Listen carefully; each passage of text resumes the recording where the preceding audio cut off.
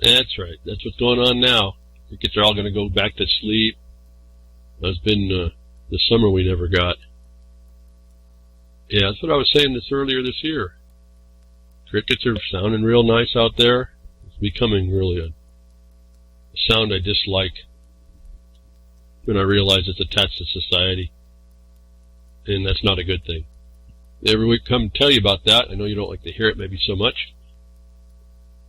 But that's the truth, and that's what we're going to have to deal with if we want to throw off what has occupied us for, well, generations and generations. Found another quote. Someone must have been listening behind a woodshed.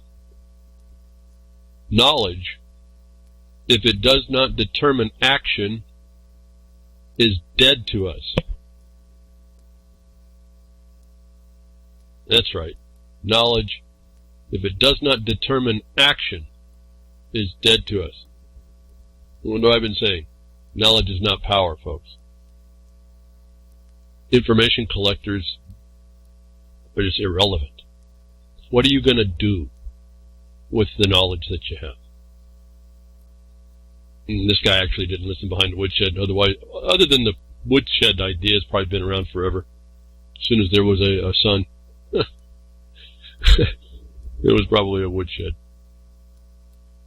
Knowledge without action, folks. If it doesn't determine action. It's what I've been saying behind the woodshed forever, as long as I've been doing this, and long before I even got to be able to start broadcasting. Knowledge is not power. We see that over and over again. It's one of these, for me, it's another psyop that we've been told so that we become ineffectual. Like the collection of knowledge in itself is something, and it's not. Action, folks.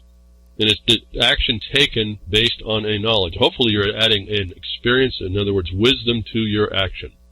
This is what it's called. This guy who found this out a long time ago, apparently, Plotinus, made that statement long time ago. Again, nothing new under the sun.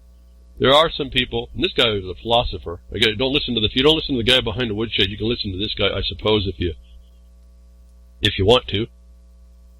Or you can keep listening to those that want to keep you sedated and think that all the piles of knowledge in the bags of stuff you fill up with knowledge is going to be good enough. It isn't, folks. And at least one other guy in history found it out long before me. And so I'm going to repeat it again and again and again. More than just a philosophy you might be able to argue with. It becomes reality. You just think knowledge in itself is the end, and not the means to the end. And that what you need to do is put your knowledge in practice, if you will, impose upon it the duty that it has to give you action, a determined action with it. So, if you're refined at all, you're not going to just grab up all kinds of information, just as I've been telling you. Pretty interesting how these things come up. And this is the thing I keep saying, if you just jump into something that you don't like, it doesn't have to be big. Just get back in the practice of righting even a minor wrong, as you would a minor behind the woodshed. And this is where I say again, this is not to bring you behind the woodshed and teach you the principles and the fact that you're, recalcitrant or whatever. No, this is where you learn how that you forgot that you should be doing that, bringing those that come against you improperly get behind a woodshed. Euphemistically. And so, I don't know what to say. I get so much resistance. Knowledge, if it does not determine action, is dead to us. Means all the knowledge that you have, that you don't use or determine an action for you, it's just dead weight, baggage. Gets in your way. And so, I think I say this every week. I don't know if people appreciate this. One other guy in the world says it. I'm sure there's others, folks. I mean, how else can we get out?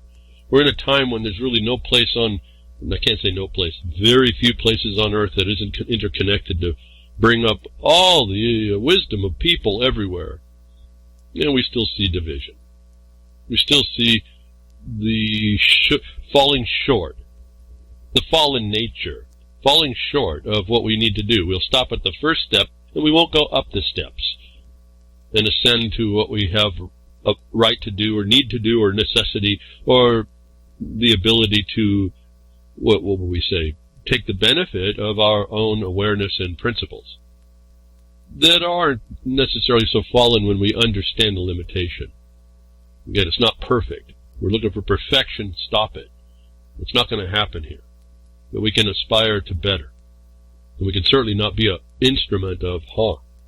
And then we are duty-bound, if that's the case, if we even chose that, we're duty-bound in that, actually, to step up and stop those that would. And so, again, I say my mind just wants to shut down. It just wants to say, this is supposed to be in us and it's not. I've just said it. That should be enough. I know it's not, so I'm going to talk some more. Here, you get some links. BTW RLM 333 is where you're going to hopefully put in Real Liberty, maybe behind the woodshed. Maybe we're up at the top of the search listings. Maybe we haven't been censored that you can go to the content links that I'll provide if you want to read up on these issues and take your clues and move from there if you find these things interesting. Now, you can find, for those of you that haven't heard for a while, I don't usually do this, and I don't do this so well. I should do maybe better. You can find, during the live, you can find this broadcast at rlmradio.xyz. I understand if you go to iHeart, you can pick us up. Grimner created that, allowed the petition to have this broadcast there, and I think we were accepted. I think we're on TuneIn. I think we're on Internet-Radio. We're on Spreaker. Thank you, Grammy Mary. We're lots of places. Sound Minds over at YouTube simulcast. Thank you all over there, the crew over there. Appreciate what you all do to keep your dialogue going and working through all this. Again, it's just us figuring out what's important, and I'm here to tell you, you don't need to necessarily put yourself in jeopardy. And again, you're going to be in the face of the jaws of the beast to do so, because the beast is up and big around us. It grew up around us, and we didn't realize that it was what it was. It's a good chameleon. And there's people that are pretty, I don't think they're so intelligent, but they're, I guess, more devious. They figured out how to encroach. In fact, not to bring it up too much more than a statement, my discussion, I had a discussion this weekend, the protocols of the elders of Zion came up in not what everyone wants to promote them, as I've told you. This is really a manual of a human exploitation of where you can be exploited. I read that document a long time ago. It devastated me for about 4 days. When I being, I guess you can say, innocent to the real deceit in the world, and that it's action. And that realizing somebody, as I've said before, nothing new here to say to you today about this, I've realized there was people that knew me better than I knew myself. And at some point I came out of that with the determination I wouldn't, although I may be always vulnerable, I'm going to raise the bar about how exploitable I can be. And this is also at the time I'm learning a whole lot of new things. I've told you my memory went away. I was able to go in almost with a clean slate to regain new information. And so I kind of came in with a new view with this realization now. The truth of the world is pretty debased. But but that doesn't mean that we go away, and that doesn't mean that we don't have our life to live and we don't have our standards that we can keep. And so I learned a little different thing about these protocols, that they were an exploitation manual, and I've applied those. In fact, that's what the discussion was. There was a mail out that went out, and I said, about people looking like they want to help communities, and this is my first problem.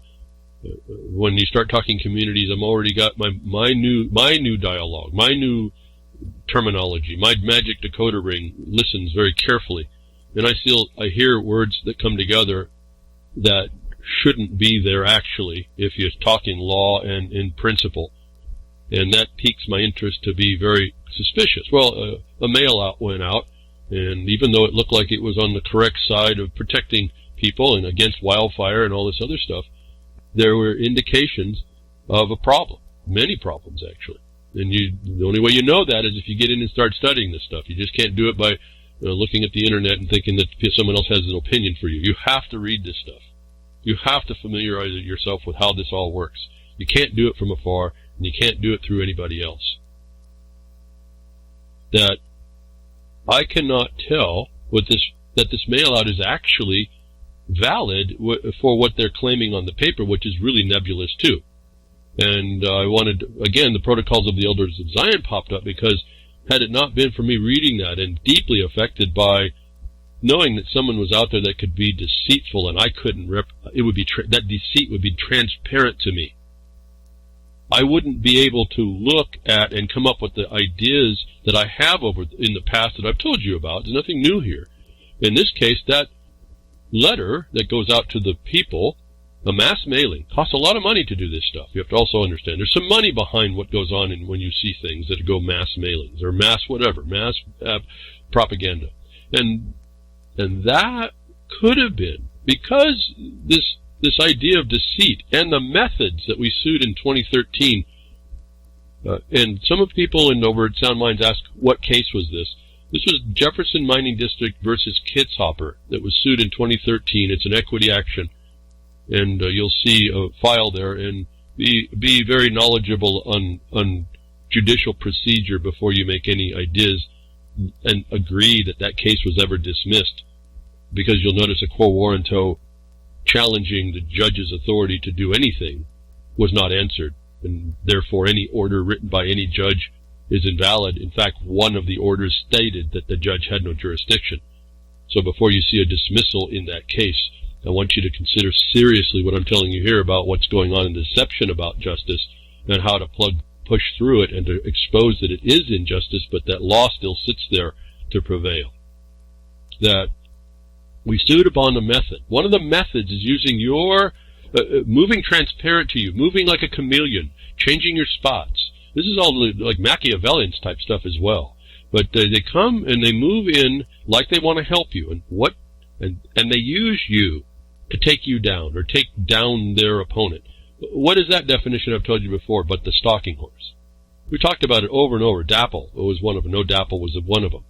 There's many of these things. That a mere mailing can be a stalking horse. In other words, you see it in the definition that a political candidate would bring himself into an election to test the viability of the candidate against another candidate. And when they find out and test the waters, they pull the weaker candidate out. That's, I think, the definition you'll find as an example.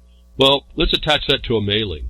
They promote a mailing, and they say this is what we want to fight, when in fact they hand you the numbers of who you're going to call if you don't like this, the purveyors, the promoters of this dastardly bill, and then they wait to see what kind of response that they get. And it occurred to me that this mass mailing, even though it's coming under the color that it's helping community, is actually a stalking horse. Because what they'll do is if nobody responds to that mass mailing, and this method is sitting there moving on this tactic, when you don't respond to that mail, they have the notice you're not going to respond against the deception, against the bad law. And they take your consent by not acting through it to go call and post your objection. And if you do post your objection, they listen to the quality of it. Remember, they're always doing data acquisition and analysis and how to perpetuate their occupation against you. And so this mailing, on the surface, looks like it's good. It looks like it's going in the right direction. In fact, it could be the preparation of the opposition, that when y'all don't respond, those that got the mailing, when you don't respond, they take that as your consent. And they say, we have no opposition to this, and here's the mass mailing proof. In fact, they are part of the mass mailing. And they're using it to find out what their opposition is. So they don't lose when they do this. They can only gain. And this is why it takes you to be vigilant. And I don't like it at all. I don't know why and where it came up somehow. Well, I know how it did it.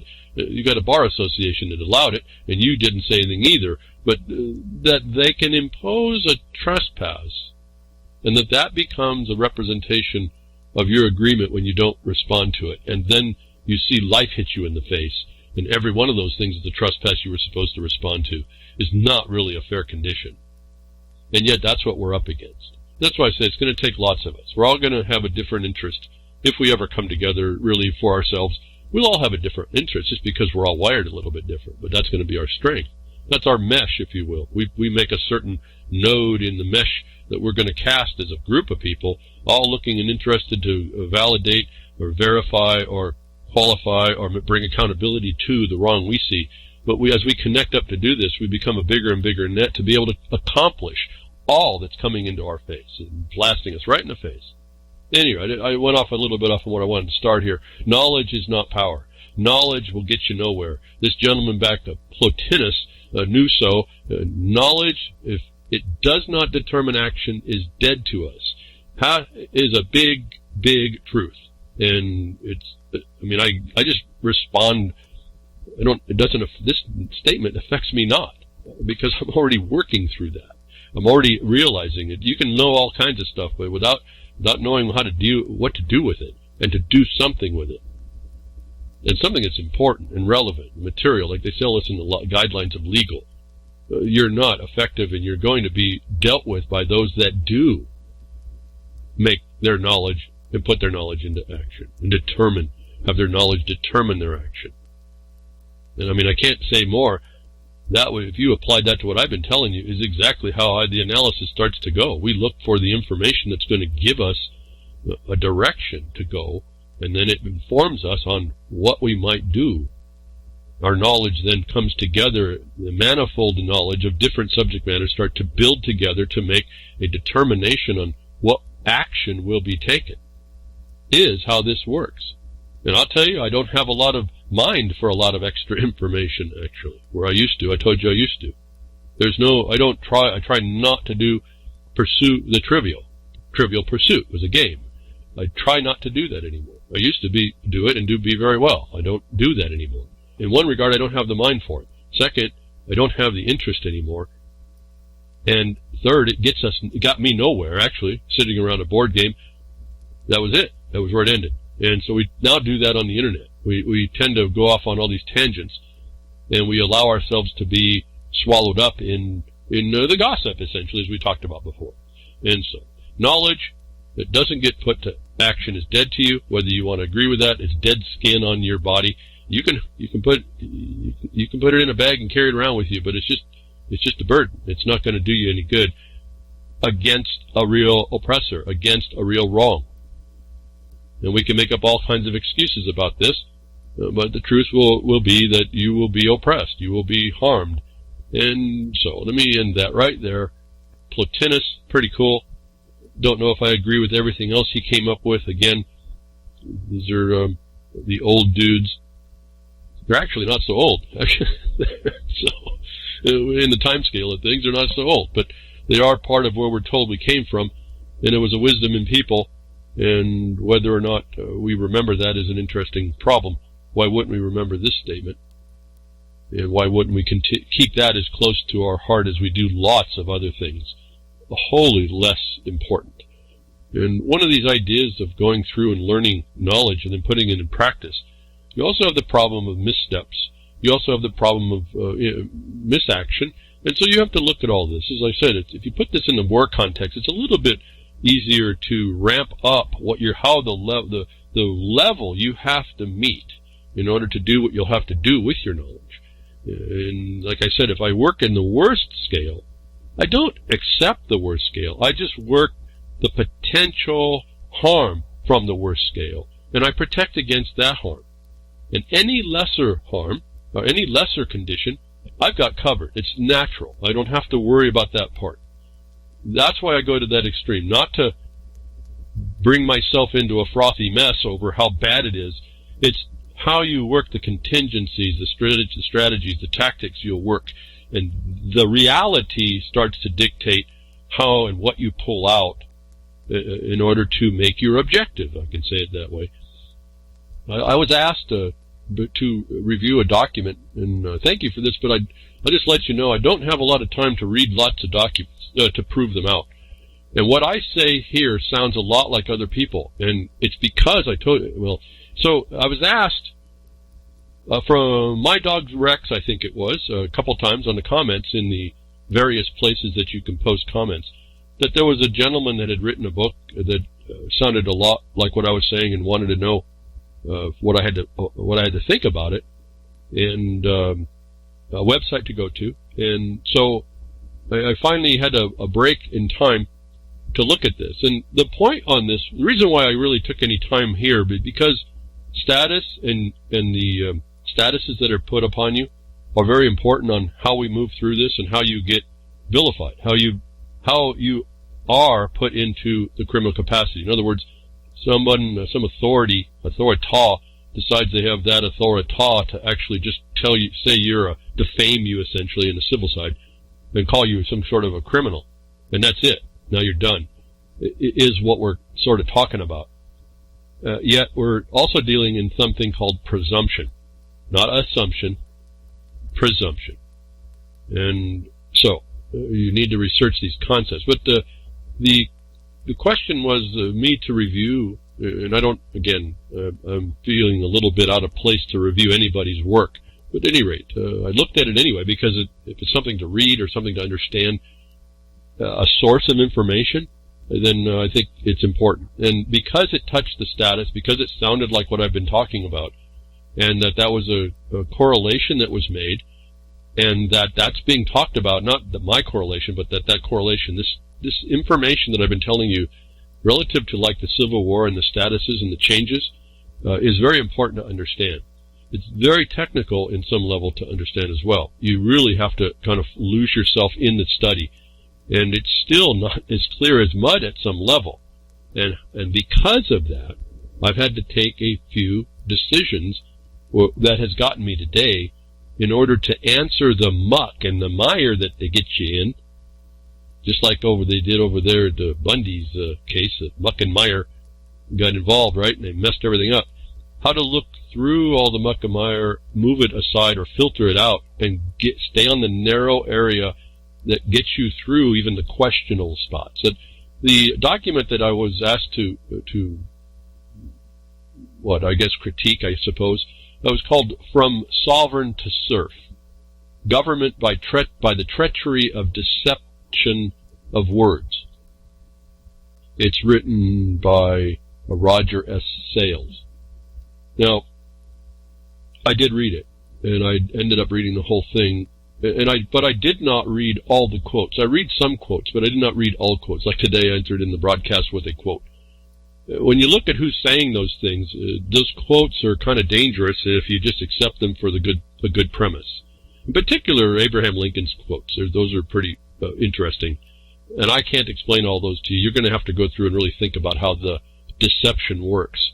It's not just the deception of words. But going on to this document, From Sovereign to Serf, it was on a subject matter of status. It's on a subject matter of terms. It's on a subject matter that's very important to understand.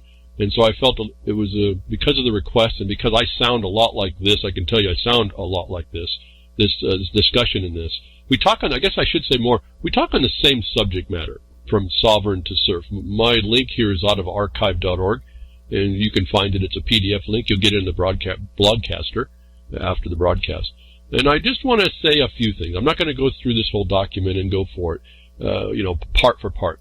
There's obviously some literally grammatical problems and nothing big deal. But there's a more serious problem in the use of some terms that I would say, if you read this, read this as an overview of someone's experience over a time that just predates my awareness of this whole condition and goes through this thing, and this is written in 2011,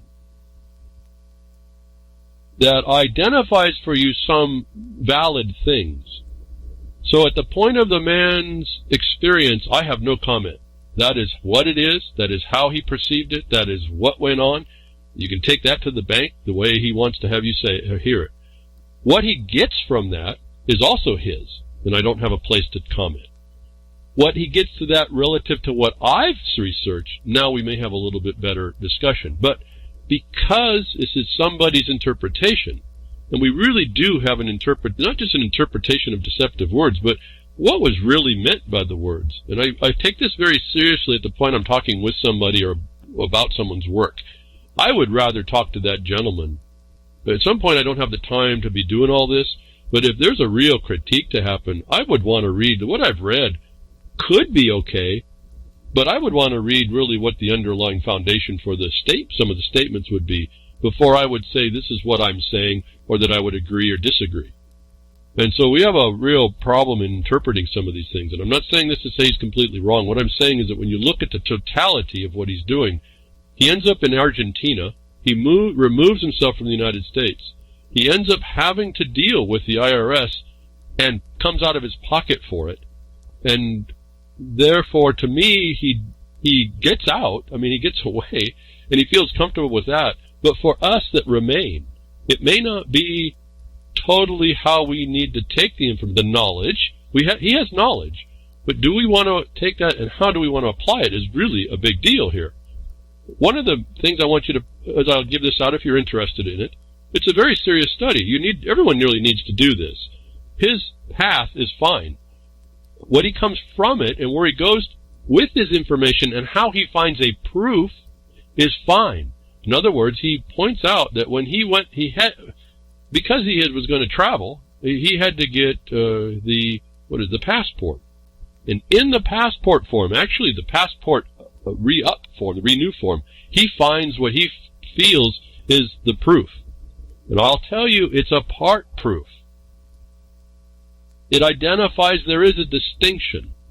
But in his discussion, he makes a problem for me in analyzing this thing because he uses a term up front called United States citizen that is not, and citizen of the United States, another term, and he misstates the one and doesn't prove it's in the statute in the other, which starts to cause me trouble because I can't, for my word of power, I can't equate them to be the same.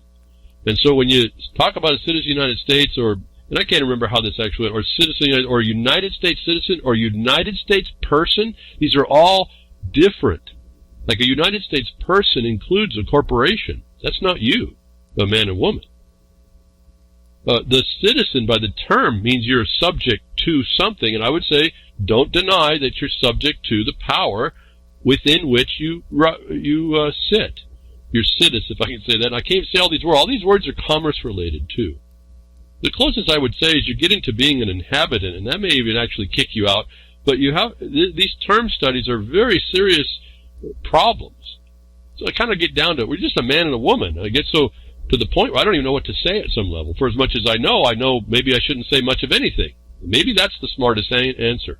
So from sovereign to serf is a look at how we've been, we conceive ourselves as sovereign, how the court cases would say the people are sovereign, but that's a trap too, and how we've been then moved into serf by the adoption through words of certain statuses that are inferior to what we should be. And I'm suggesting here today the best status you can be is the one that's inert to the system that has the power. Don't do more than that. And I've explained through years how to do this. So what I would say about this document is you need to read it. You need to understand it. When it gets into the court cases relative to statuses, understand that the slaughterhouse cases was about businesses as well. Now we're back to commerce. We're back to also labor. And so be very careful. You have to be able to analyze these things for all those capacities that may be working. When you start seeing this, you get overwhelmed. I got overwhelmed. But you keep plugging away, and it'll force you, when you start trying to find out where you are relative to this thing that's been fabricated up, it squeezes you out. Mentally, it starts to squeeze you out. And another thing that was done that I think needed to not be done in this document, it made an assumption that the interpretation of what he found in the document of the passport was what reality is. In fact, I could not prove from the document that the only world in reality was what was being said there. In fact, I have another idea. There's a third, an unattached authority. But what I would ask you to do when you read this, consider, instead of coming up that you know so much on a foreign document which is created by the government official, and it gives you two choices, and so you therefore only have one of those two choices to pass through. Maybe the actual answer, at least to start with, is you ask the question of the official. And the trick there is to not give them any information about you. again, you're inert to this until you can find it all attaches. And I'm going to tell you that's going to be a difficult road, but it's one that needs to be done. You need to do that. Instead of believing you know what these forms are because they fit into some belief system that you've developed because your research shows you it looks plausible and possible, and that's why I tell you it's possible or plausible. It doesn't mean that it is. You adopt a choice that's presented to you that actually still may not be valid.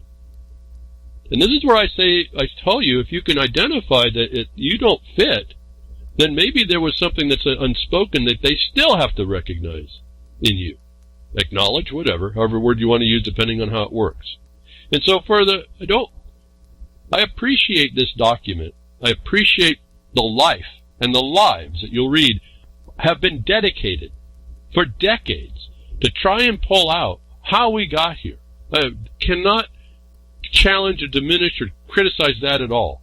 What I can say is that some of the things that are being said may or may not be the fact, and I would be persuaded against buying in wholesale what I'm reading here, even though, as I've told you before, each one of us, that's including you all that do it, who do the research, you end up coming to this thing I've identified as the stinking abyss.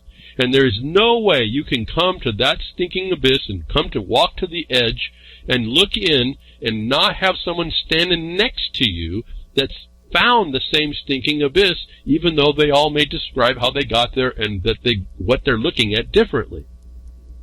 To that truth, I have to commit that's the truth. How we describe it, that's a different thing. And that we describe it different creates a question of why we're really looking at the same thing. But coming to the stinking abyss, you've got an ally. I will never, ever attack an ally that way. We may have a problem of getting there and describing it, and a possibility of a misperception or a wrong perception or not enough information. But to that extent, I cannot deny that this is a history lesson for the late group of people that found out we were in an occupation, the way I would interpret it. The document that he tells you that explains the distinction in these statuses is correct, but I'm not so sure to adopt that as you is the way you would go. I think there's another step that has to be made, and not to diminish him at all. He did move out of the country. He didn't actually deal with the problem, or he didn't avoid the problem so he didn't have to deal with it, like I've been suggesting that you set up for yourself. Very important. The status attaches, but if you can't get it, they can't get it to attach. You don't assume it on yourself. They really have a problem. Either they become a real criminal, or you avoid, right? Not evade. And so I have a little difficulty. I recognize his path. He did start a bit more where I came in on taxes. That movement was already happening. In other words, when I came into this, I'm in the middle of living literally in the middle of nowhere, in the forest, if you will. And so I decided long before this to go away, if you will. Just reduce my whole life, have a smaller profile in a place that's not very well inhabited and all that stuff. Well, I told you, then there's enforcing, they bring it back in, and you got to deal with things. And the tax movement, so-called, was already in place and moving. And people, when I moved in to see this, was introduced, I guess, to it. People were getting nailed hard just about the time I'm looking at this. And I think that was impressive to me. I said, well, they're doing something wrong. And they're not explaining that very well. And I was not really sure what all that was, but it did pique my interest to be very careful and move not with the herd and not with the crowd. And that's a hard thing to deny, to figure out when you're looking for one objective basis for everyone to follow. Looks like the herd and the crowd when it's not.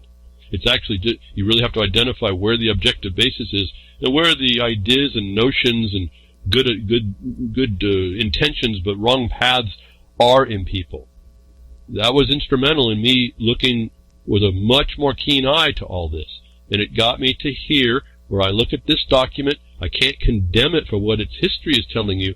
I may not necessarily agree with that it's enough, actually. It sets you on a quicker path to understand the statuses. It gives you the cases. I've talked about all this behind the witch. That's why we sound similar to this. Why the email or the commenter may have been excited that there's this guy out there that speaks very similar to me, and he is speaking very similar. I can see his path is very similar to mine. What we took away from this may be a bit different, though. And I can't say that being here is an advantage. I'm saying I'm still in the States. I still have to contend with this. But you hear through these years, I'm not bashful about stepping up once I learn the condition to address the condition. And because of that, I can see when people are talking and when they're actually taking the action. There's just a bright line that's written in the rock, in the foundation, and a bright line in the middle of that road you're supposed to be on. I can tell real quickly whether you're on that road or not. Doesn't mean that you can't get on it if you're not. Doesn't mean that I'm the only sayer about where the road is. But at some point, when you're getting harmed and beat down and you don't have a response, it means you probably made some mistakes. I'm not talking about being harmed in the first place and have to come to someone like myself to say, well, what do we do to stop it? Once you get tagged into something, you're going to have a little bit of trouble. These people don't want to let you loose. Government doesn't like competition. They don't like someone who they can't bring Guido out to force himself upon you. Listen to Venezuela. So, from Sovereign to SERF is a document. I think it was valuable, and it's quite a 260-something pages. But it's a history lesson of what someone did to come up with the determination. He identifies some things. They're the truth. Whether or not he actually interpreted correctly to put them in the proper practice, I'm not so sure. I wouldn't follow him that far, and I offer you a little bit more. I offer that maybe where he ends is where you begin to relook at the condition, to reorganize how this place has been constructed, where you may or may not be. I mean, I can actually look through his work and say, well, there's been an assumption made, not a presumption, an assumption made. And I can very well take the same words. He talks about deception of words. I can take those same words, not derogatory to the use being done in the document, but when you take them outside of the document and you put them in practice, in the world where they are working, I could actually make a different and better definition over the words he found was a revelation to him, and is a revelation. But you have to put it in its context, and I don't know what to tell you on how you draw that bright line. You have to read enough to be able to see there's still some outlying questions. So, let me end it right here. I believe From Sovereign to SERF will bring you up to speed quicker in a few hundred pages on this problem of the statuses that we're dealing with. We call them the Fourth Amendment citizen pub. This is what underlies all this. The freedman. This is underlying all that. But how to identify it? And he says the passport document, the renewal form, identifies a distinction between those characters and potentially free people. Now, I'm not so sure, but there is a path to start there. Once you understand this, it's more like what I tell you. Can you look at two federal courts and know which one is a valid court? You go look at the statutes. It's not my opinion. It's not your opinion. It's not a patriot's opinion. It's not someone who's dedicated his life to figure out what happened to this place and then comes out with a book on what he thinks happens. It has to be within the context of the writings within which this thing that's against you works. And when you start looking at how those terms are made, if you don't have the basics for how we got there, you won't understand what you're reading. You won't even understand how to parse what's being said in this document. You won't understand the questions outstanding. And to me, I'm not saying I know. I'm saying there are questions outstanding. In one way, if you were to really analyze this, you could actually pull out the questions that still need to be proven. And then I offer that proof is a serious endeavor, because you don't want to think that you're involved. This is strictly like, again, the investigative reporter. What is the actual understandable position of the authoritas claiming authority versus what you think it is based on your assumptions of what you read that author does in their paperwork? Because one of the terms I'm trying to figure out, it's not coming to me, I can almost see that the term that the passport says this author, Roger Sayers, I think it was, Sales, said, I can almost, with another set of proofs, I can almost see that the two parties are just kind of different characters of the same status. And I can almost now see, and I have to give credit to him there for making me think about this maybe, there's another status that's not being spoken to. And that is critical to see, because that is the same answer in your motor vehicle code. And that's what I tell you the joke on me is. I read the motor vehicle code in the state I was looking at, and the motor vehicle code is it's like a Bible-size document. It's a code that looks like a Bible in a small form book. I read a document like that 2.5 times before, the joke on me now, this is my misperception when I'm reading, when I realized I would not be found, my exemption's not in that book. When I started to understand jurisdiction and authorities and the extent of the jurisdictions and the authorities, I realized I'm trying to find the exemption, the exception, within a document that doesn't pertain to me, or anything I do. Now, wasn't that a revelation? I know maybe you don't appreciate that. For me, it was a big revelation. One of those when you kick back on your chair and laugh at yourself. I've been looking for my exemption all these months, and it's not going to be in here. I'm looking in the wrong place. And that wasn't the point. The point was, it finally clicked. It took me 2.5 readings. If you think I've gotten this stuff quick, it took me 2.5 readings through the size of a Bible document to figure out this whole thing wasn't relevant to me. The other problem was, I didn't know how to deal with that. And the revelation then came, the more important one was, this is limited. The further test was, could I find how and to what extent? And I think, and because I had that insight then, that revelation and the insight, I've now applied that limitation. It's the same thing I'm telling you here on this passport document. There may be a document, there may be a thing they have to honor that's not listed. I've talked to you, it may come in the form of a savings clause, and those are like 5 words with a comma. That's as simple as that one is. If you miss that, you miss the trick. In this case, there may be a status that the government has to honor that there's no form for in the application again. So you have an application. There may be a paper of acknowledgement that you can acquire. I'm not saying it's there. I have not gone down that path. What I'm saying is, when you read this document, how you went from being the ruler to being the serf over a manager, you'll see they did it with words. You'll see they did it in statuses. That is not going to explain the condition that from how it's being utilized, the authorities underneath it. That's what I'd speak to. I try to speak to. And you get to those, and now you're going to come from a place. Well, you'll start to identify where there may be this document may fall short. I guess the point is, this is not a manual that you read and you understand completely. This will get you faster to what you need to know is at play. I guess I can put it that way. And I really tread lightly here. I do not ever want to step on someone's experience or life explained to you. I can tell you that part is just take that to the bank for him. Watch carefully, though. I think the one that caught me very quickly, right up in the front of the document, he uses one term within his explanation that does not come up in the quote he takes from the law, the code, the statute. And those 2 terms, the one that's in the statute and what he called it, make all the difference in correctly interpreting that part.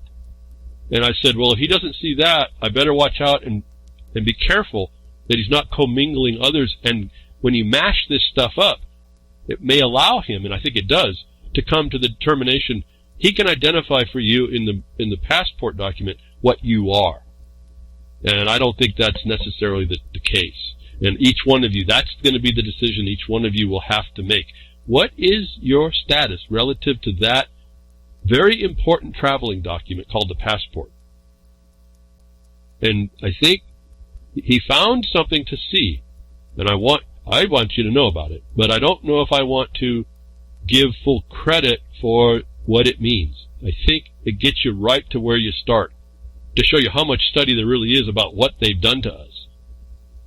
His document may be the point that gets you up with some errors, but gets you farther faster than not reading it, or trying to find the nonsense that you hear on the internet as trying to explain it.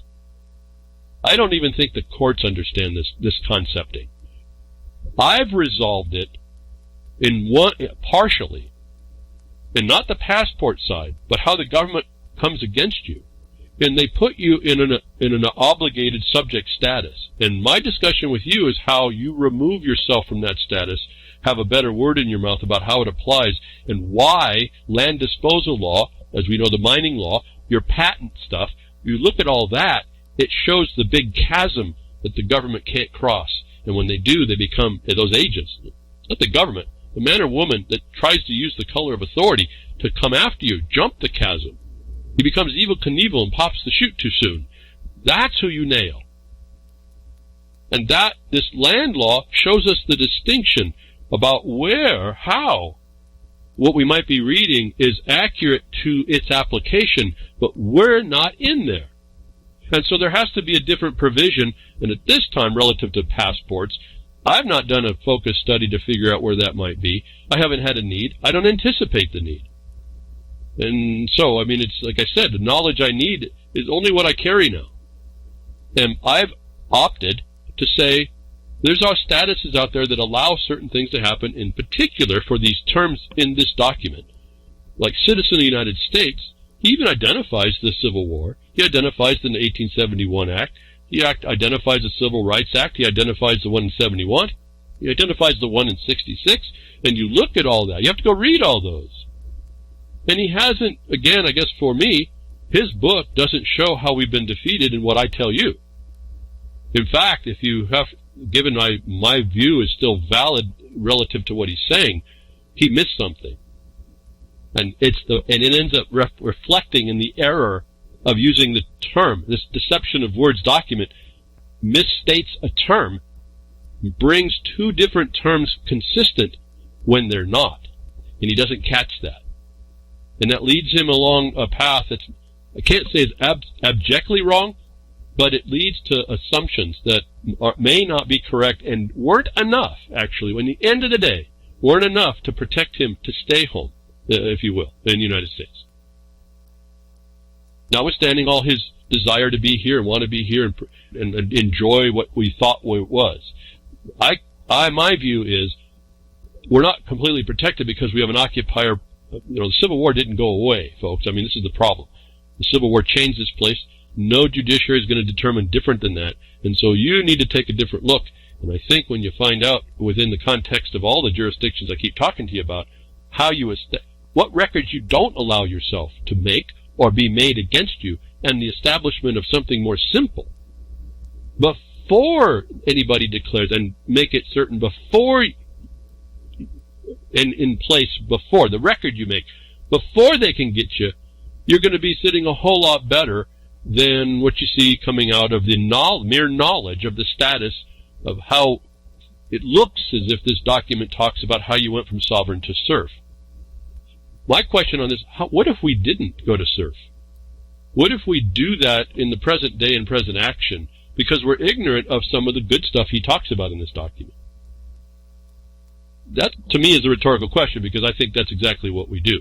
The word application here, I noticed is not in his document. What application does? He does talk about contract, I think. And application's a form of contract, but it's on your instance.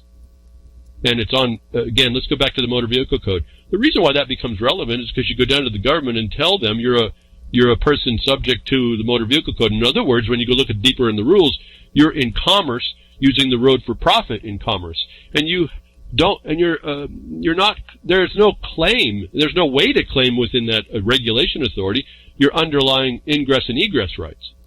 You're only telling them that you're a business doing commerce on the highway. That's all you're doing in your application.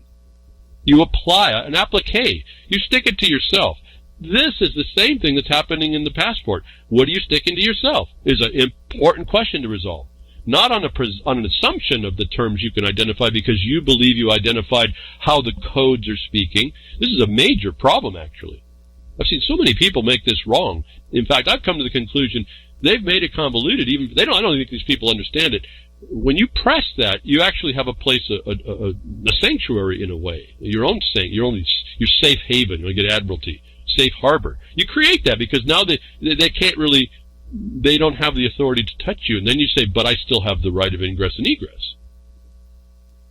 What you're not doing is you're not saying, I'm this and I'm that, like I've seen lots of people do. I declare I'm all these things, and we want to know if you can, why you're violating us. It's the wrong way to go. It's more like when you're asked to make a presentation, you can ask questions, and there's an administrative obligation to tell you the truth.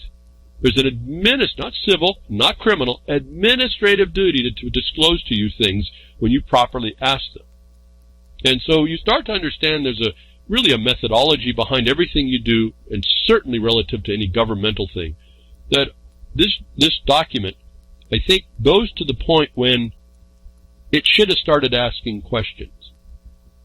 Because I'm not so sure after even reading it and applying what I know that I could come to the assumptions that have come to, and that I'm wondering, do I even need to do this? And when you find out that you may not even have to do this is what I've been telling you about land disposal law again. I'm going to repeat myself. But if you have an ingress and egress right, and they can't, and you all know, anybody that's been researching, they can't take a right to reduce it to a privilege. Why don't we certainly lead with that? You have this statement, this term is not understandable, this term is not understandable. He points out in this document there's a disclaimer as to how complicated things are. Your state law says that you're supposed to be laws that a common man can understand. Why don't you just use the common man status and say, so why don't you explain to me, the common man, what you actually mean? Uncomplicate this document. What I'm asking you to do is don't make assumptions you know what that document says when you didn't author it. And that's another maxim. And so, I guess if I'm saying it, you have to pull back in all this. And I'm also suggesting that you read this document if you want to understand the statuses that they're using against us, because they roll down to the states as well. As I've told you over and over again. I'm not confused by this document, but you might be if you accept it as the truth, because we sound similar. And this may actually be the example of, well, there's still more to learn. For as much as you may not understand what you see written in this document, there's a whole lot more to understand and learn before you head out. And not to kick you back, but this is the problem of living in a prison that's been built up around us. That's not a prison. There is no spoon. I guess I'll go back to the Matrix example. There is no spoon. You invoke the spoon when you do all these things that weren't relevant to you. The problem on that other side is that you may be lied to. That's why I invoke the administrative duty that I just mentioned for the requirement for this. I think I ran across a long time ago. The UK has some interesting cases relative to someone's administration of your questions relative to an agency discussion or department discussion, the violations that can happen. You might want to look those up. I forgot all about that till just now. They're very interesting insight. I almost appreciate the UK, Canadian type decisions that are made, because they're more instructive at some level of what we're never told in the United States on really what's supposed to work underneath this that has failed to work because no one really presses it. Those things I learn, I press, we get a different response is all I can tell you. Relative to the status, you're sovereign to serf. Your sovereignty is that you don't really bring yourself to serfdom. It's not imposed upon you. It's not imposed upon you actually. You do things that bring it on you. Now, then there's that criminal side in the government that just wants to harm. It's an occupier. It's just an evil occupier. It comes through many forms. Those are part of the battlefield thing. I amp up what you're going to be doing because you're actually in that environment.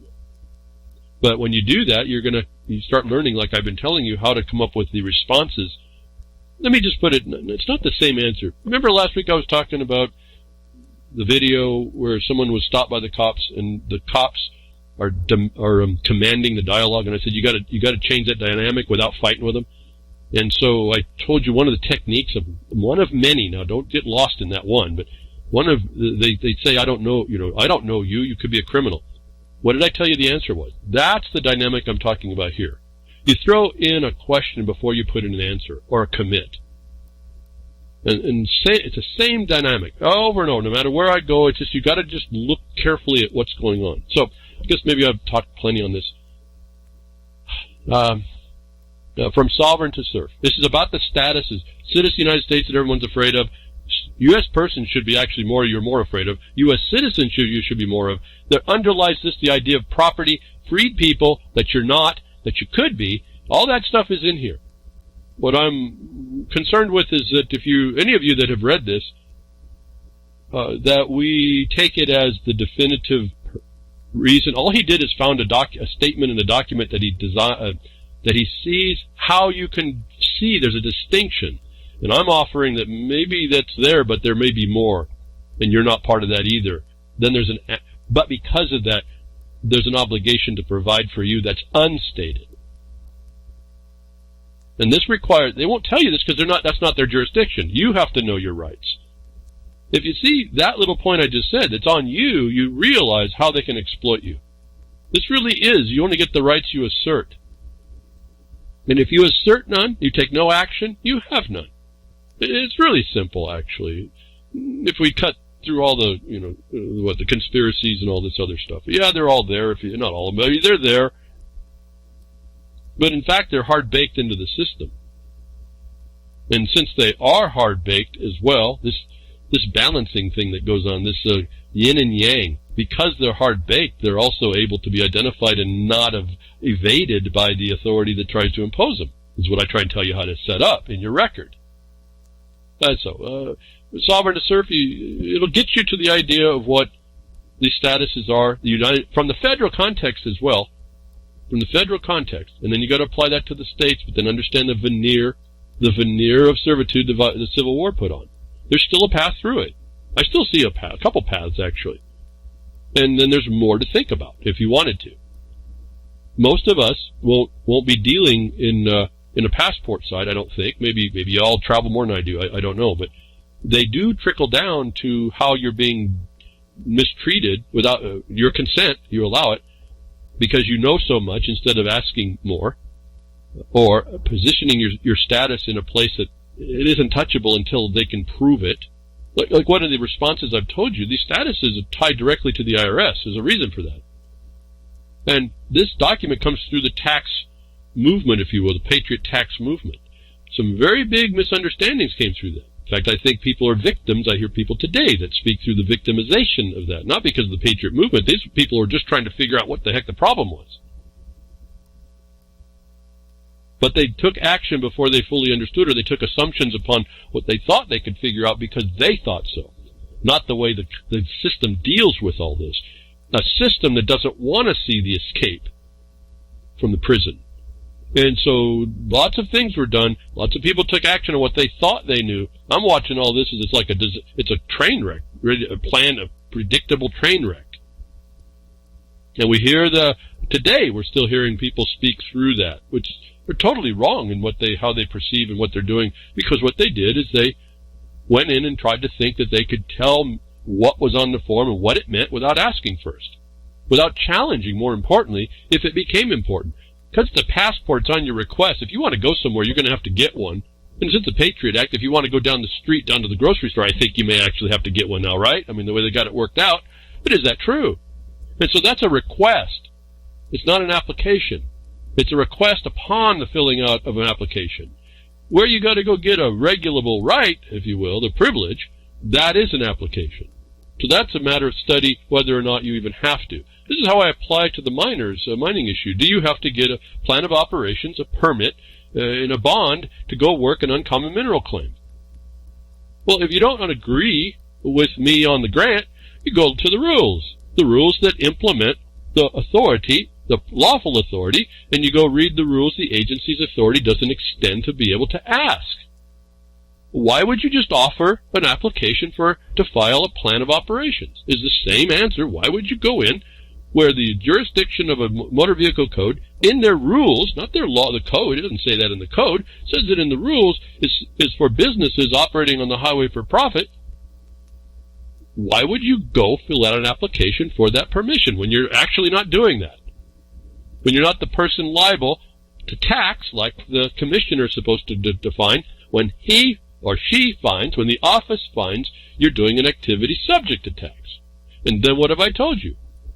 They have to provide due process. You're not hearing any due process in this document either. I mean, there's, I guess, a lot to say, but anyway, so that's my dog Rex. Thank you for the request. I would ask you that I don't want to do lots of reading of document to proof them. You're going to have to do, it's a faster path if you just go do what I'm telling you during the broadcast, to go re-research what you think you know. On the thing you want, instead of this generic kind of a thing that actually can be kind of confusing.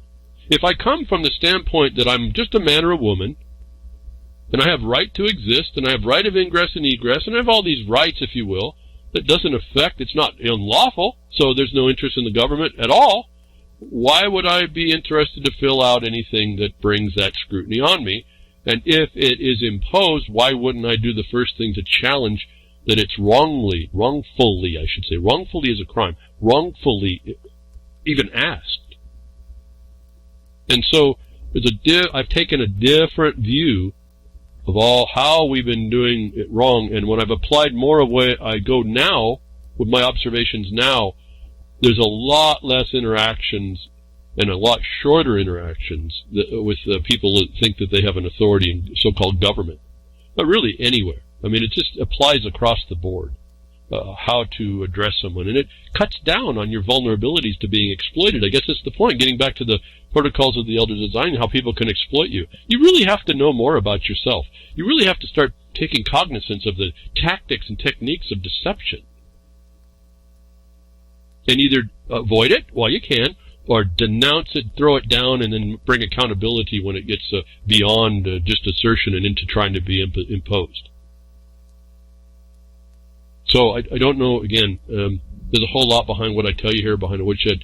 It comes from the same experience you'll read, or very similar experience. I can't say the same, very similar experience that you read written in from Sovereign to SERF, but my look and view and interpretation has uncovered a not so definitive position, but something that directs me and any one of you into a less jeopardy, while still doing what we all say we have right to do, but appears to be something that has been taken away. And that part, now we start touching on the criminal. We cannot commingle that criminal imposition with what we're talking about relative to what you see your rights would be, again, in lawful activities, the things that aren't going to harm people, and then reduced, foundationally in the land law. There's a big distinction to be made. And the terms and deception of terms is a truth. But that doesn't mean that they're a handicap or that they can be continued to be used against you when you know. All of you all that know is one thing. Those that take your knowledge and put them into an action to protect yourself, now that's what this Plotinus was talking about, isn't it? What I tell you behind the woodshed, knowledge is not power. Knowledge applied is power. I've been saying this forever. I didn't get it from Plotinus. I'm glad he's there. Makes me look, maybe I'm more of a philosopher than I thought. Or maybe I'm just some guy that finally grew up enough to figure out that I could be played, and I didn't like that, and that wasn't helping me or bringing me to any good, and I suppose what's not good for me in that regard is not good for y'all. And that requires, just experience requires, you take action. And so I said I was going to stop talking about this. I'm going to stop. We're moving on. Moving on to why, the backup of this, why we might be considering less considerate of the things we ought to be considerate of. It's done to us, and then it's not an excuse either. We still have to have the right and more correct answer. Damning JAMA, not pajama, but JAMA, JAMA study finds link between fluoridated water and low IQ in children. Despite the overwhelming mass of scientific literature and studies showing the harmful effects of ingesting fluoride, those who question it or advocate for the cessation of fluoridated water are labeled as kooks and conspiracy theorists and shouted down by the mainstream. Enough. Folks, there's another proof here. I've been telling you that the system knows if they can diminish you in any way, even if they take your little one, harm your little one so that you become less politically interactive, so that you can't protect yourself anywhere but protecting your pride and joy, now diminished. This is the treachery that's out in the world. And so we're another proof, for those of you interested, that fluorides now, coming from a supposed reputed authority for this stuff, shows that fluoridation is no good. If you're being affected before the fact, if maybe I myself didn't get fluoridated, I missed it, let's say, I'm not underneath the effects of that. Maybe I'm thinking a little bit different.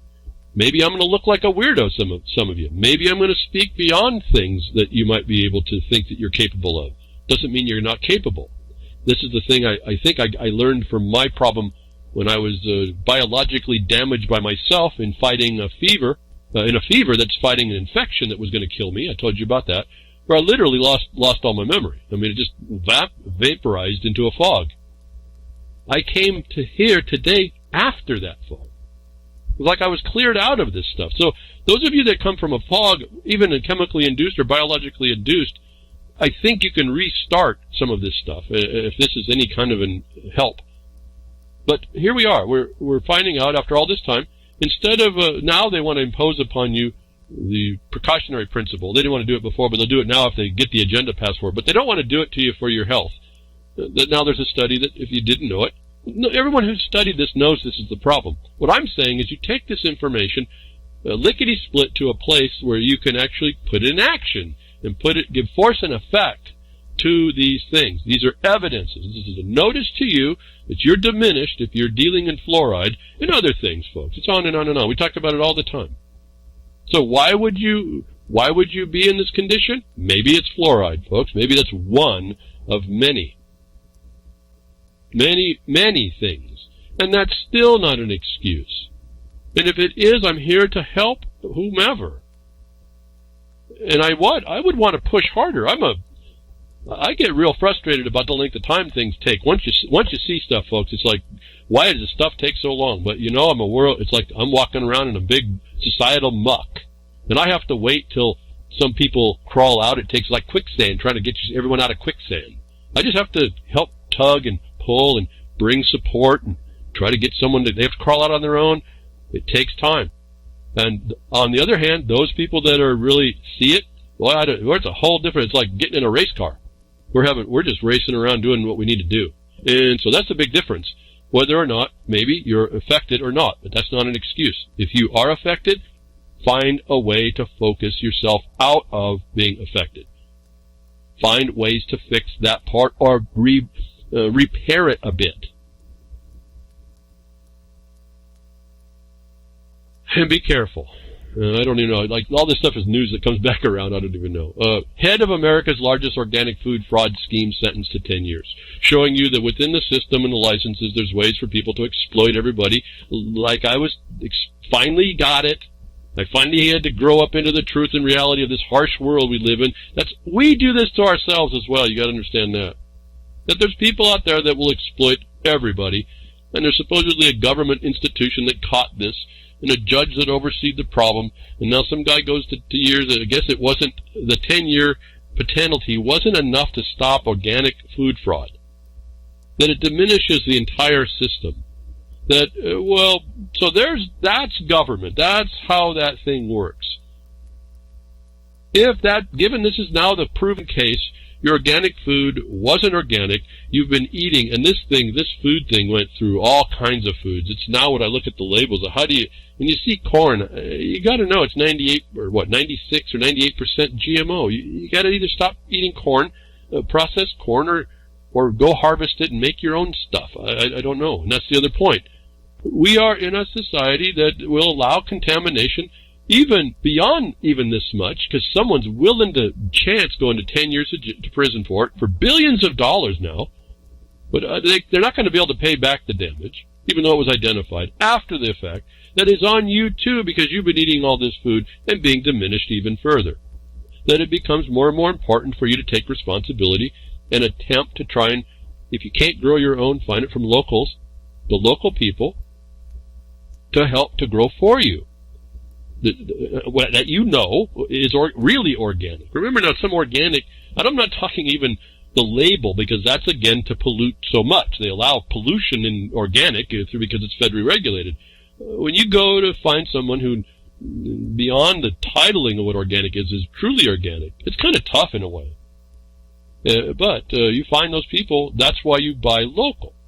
And then I would add on top of that, because this becomes a thing that came through the Twitter again, over repeats, EndTheFed. Folks, start using gold and silver coin.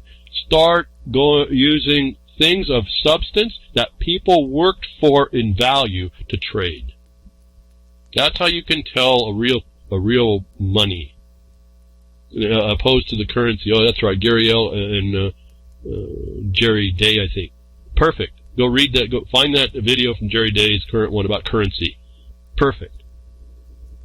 Go listen. You want to end the Fed? I've told you how. He says stop using currency. I say go to gold and silver. You're going to do that when you deal with arm's length transactions between people. The farmer that actually does organic to buy organic, because you can't trust the federal system, because it's diminishing you, and these people use your diminishment. These people out there use your diminishment to their advantage.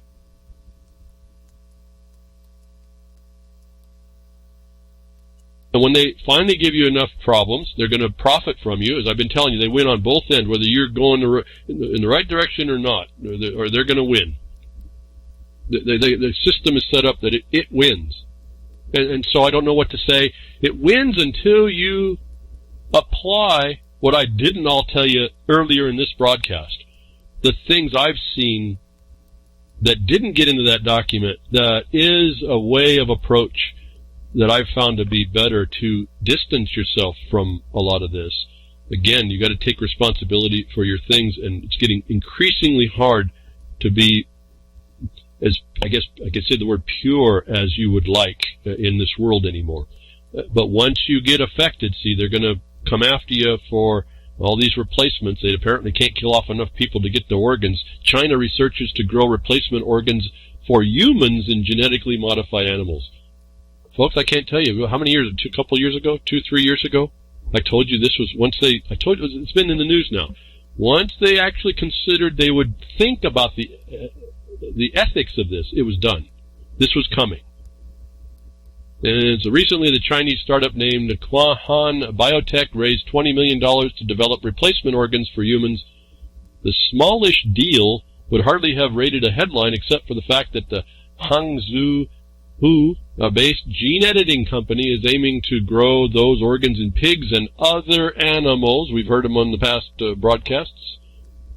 If successful, such transplants could well transform medicine. Remember, the Biodiversity Treaty agrees to genetic modified organisms. You have to understand it. The environmentalists who want to tell you that they're environmentally protecting you and your existing environment are absolutely lying to you. It's another setup for the takedown.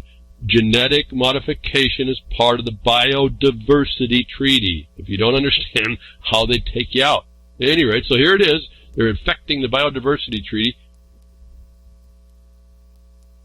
And thanks to a unique confluence of need, money, timing, and culture, China is poised to lead the way in developing as they translated the economy over to China, folks. It was all done. The United States of America allowed all that. And so that's your future. I tell you, you can learn the future behind the woodshed. Okay, so all these organisms that you're going to be failing, they mess up your brain. They'll just grow a pig brain for you. You just be a brain transplant or some organoid. Remember, they just want you moving around and healthy so they can continue to sell you stuff. And they don't need much. Even if they just put your monkey brain, you're going to go look for your bananas, and then by that night you'll be on the street corner looking for the hooker, right? I mean, this is all in the news. This is all what's going on. It's a little bit out there, yeah, but you can see it's going to be possible. And the people are moving it forward. That's, I think, the thing that terrifies me a bit. And I don't see much response to any of it. It's kind of even more the real terrifying thing. So FCC now, of the scrutiny. It takes people to be pushing, not just knowing so much, not just knowing this stuff would harm you, but pushing in the right places in the proper ways to actually cause an action to happen, and then a response to that action is really what you're looking for, not just an action that falls dead. FCC investigating cell phone radiation. You'd think they would have done this way ahead of time. You'd think they would have done this ahead of time and looked at the harms. But see, the government set up for commerce and to perpetuate commerce under the plausible affidavits that no harm is being done by products and corporations, whatever. This test, which was paid for by the Tribune, so was paid for by the Tribune. This is where the press should actually be what pillar it used to be. This is where I think, if you notice what the press did here, to press this and make a test pressed on the FCC to have to make the test. And this is what the press should be doing instead of what we see today. And so kudos in a way to the Tribune for conducting this test and paying for it. And I assume, maybe it's a fallen assumption and digitization problem about how this all works in publication. I suspect that more publishers that do this will start to get a better following. And I don't know if that's a model for them to start getting back into. But if you get the press that actually starts to show that they're testing things that are not testable and move governmental agencies to do things that they hadn't done before to help protect people, I think more people would be conducive to being loyal to reading what they have to say. There's a danger that these things could be set up, but in this case, it only causes a question which causes a response from the authorizing agency, which I've told you needs to be done. What you won't hear in this is you won't hear them going after the standards the FCC was using. And I don't know whether or not those are adequate or not. What I'm saying is that's how they've been able to get this thing through, because I don't think that the testing agencies have on their tests certain things that need to be there that will require people to assert that their failure is not a proper test, not adequate and meaningful for the authority to really look at it. But the Tribune had conducted according to federal guidelines at an accredited lab, produced a surprising result: radio frequency radiation exposure from iPhone 7, one of the most popular smartphones ever sold, measured over the legal safety limit and more than double what Apple reported to federal authorities from its own testings. When you read this through, there's actually more radiation coming out from other companies. So the point here is that someone did a test. It happened to be the press. I think it's their proper place. They found that the marketed products exceeded the regulatory guidelines, causing the FCC to have to go back and look at those produced products. My problem is I don't think this radiation has the proper standards in a couple of areas. Like, I think the main tests are for thermal harm, and there's harms that we now know of that are outside of that. Would be a perfect time to jump in now, based on this now question that the FCC failed, to say, well, we don't think your standard's any good. We want to bring that back up. We want to bring that whole problem back up to have a review before you do this test. Now, this would just be a radiation test, so that's just the product output, not the harm. But here's how you start to pull back what I've been telling you. Notice in the news, this is in the play, for those of you in 5G and whatever, any radiated device, you have the ability to jump back in and be a part of the standard setting that I don't think has been done. Well, it was done, but to the benefit of commerce and the company, see? And we didn't understand that dynamic. We're still here to the point, as I told you, it came to me very clearly on how the dynamic is, reading all the stuff I've ever read, that we are not free to be quiet, and the standards will be set where we are. And I've told you, part of the experience I have going through Jefferson Mining District and making so-called comments, we actually do coordination. It's a little bit different, a little more empowering. But even so, just if you reduce what we do to comment, it has stopped all kinds of stuff. And we do the very same thing there in those standards relative to public land management as I'm asking you to do in other subject matter areas and would be for the FCC. We question whether or not the standard was adequate and meaningful. The standard that the court's going to look at. We don't even have to argue it. We just say this is a problem. You came to this determination. This effect caused this, and that's not good. So when we point out that your standards are inadequate. if they didn't come out to a fraudulent outcome. You were standing there being the witness to the crime. And in every case so far that we've been able to do it and be there, we have just eliminated the agency's action to harm people. That's not the answer. It needs to stop ultimately, but that's a start, I guess, is my point. No one's been doing this kind of thing. No one worked out, as I was saying on Twitter, the unorthodox approach, which in some regards is not so unorthodox, but it comes by way of a different method than I think anybody understood to be done. So at least for a while, that becomes another protection for you, as I can tell you, don't come jeopardize yourself. You don't come by the door they want you to come by.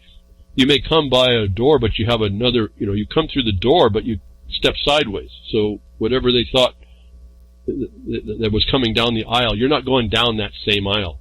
You're going down a different path. You're coming in and going up or whatever. You do what you do different. You take advantage of the opportunity, and then you step aside what they expect, but you're on point, and you're on the facts, and you're on the law of it, and you get to the obligations and duties. In other words, it's no different than you being instead of a cop and they want to command the conversation how to change it. They want you to be the victim to their oppression. You step aside really quick by pointing out that they're failing a duty, but it has to be you have to state that right correctly. In the case of the example is, I don't know you could be a criminal. Well, your uniform, unless you're not a cop and then you're impersonating a cop, you're a cop, and your duty was to what? Not impose guilt upon me. Your duty was to presume me innocent. And then you're back to what? The probable cause. And since you haven't stated a probable cause and you use that lame excuse that you don't know me and you didn't give me the presumption of innocence, you just committed extortion and felony. I think changes the conversation just a little bit. It's the same thing you do in these comments. You come in and say, you just don't say, oh, I don't like this thing that's happening, oh, this radiation's too much. I would come in and say, well, we have new evidence that your standards may not be adequate. And then you press them hard and long and persistent on that. So here they are. It doesn't matter that they're finding out they've been radiating your brains. I've been saying get rid of all. The iPhone is how, these phones are how they're doing it. Well, it doesn't matter, folks. China's going to make you a pig brain. It won't matter. Just go ahead and keep that thing stuck to your head. Keep injecting your little ones with vaccines that looks like the aluminum migrates to places that's no good for them. Keep using fluoridated water. Don't find another way to get rid of cavities or keep them down. Don't maybe consider baking soda. No, you can't do that. Heck. No, we'll irradiate ourselves, and it's okay, folks. They're going to make money on you, and some insurance company will make lots of money replacing your brain with an organoid brain or some monkey brain or a pig brain. Doesn't matter. And maybe you agreed to that when you weren't so sharp about all this stuff. And so what about this FCC stuff? What about this radiation? What are they doing? Another thing in the news, I mentioned the 5G and all that. You think that they measured that any better? You think these things are coming out to do any better? For what purpose? You think it's all you're on it because you complain? No, this thing's a rolling freight truck and it's going to get its way. We have the evidence. Now, UPS quietly using self-driving trucks for months. UPS announced on Thursday that Adventure Capital arm has made a minority investment in Too Simple. The announcement also revealed that since May, Too Simple autonomous trucks have been hauling UPS loads on a 115-mile route between Phoenix and Tucson. And I don't know if I ever got to the report, or I did report on it. The USPS, the Federal Postal Service, told everybody they were going to go from Phoenix to Dallas or something. They've been doing that test as well. Why do I say that relative to 5G? Because that's one of the only two purposes for 5G was this autonomous vehicle communication links. So if you can continue to complain, or you can start becoming effective in the complaint. You don't have the knowledge of the harm. You have to have the knowledge that you put into action that stops it and become effective. Otherwise, you're going to see a lot of these trucks going down the road. And I just tell you the future. I told you in the past they make these corridors. I think at some point you're going to see a whole lane of trucks, both going and coming and going. They will modify these highways so that you're not involved because you're the problem. Remember, I've talked all about this.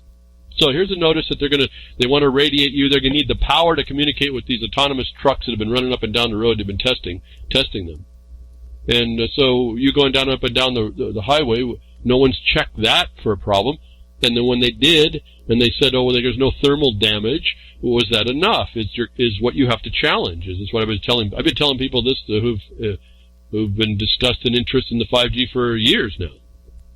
I don't know that anybody's taken me up on how you apply that, so I don't know more to say than when I had a colleague of mine assert that in a local place, it certainly caused a stir, and they backed off two things that they were going to plan on doing. So that's not done either, right? There's more things that could be done and persistent, because these people do only as much to back off where they can get away with it, and then they wait for you to go to sleep again. And until we shut those doors completely, as I've been telling you, make the laws to shut them down, get the laws made to shut them down, even in policy, the oppressor, the attacker, is going to sit there waiting in the weeds, waiting for you to take a snooze, and then he'll take a shot at you. So 5G's here. The FCC now has made rules and regulations. They never went back to check that they allowed the corporations to be innocent, that they were going to make devices that complied, and it's all a lie.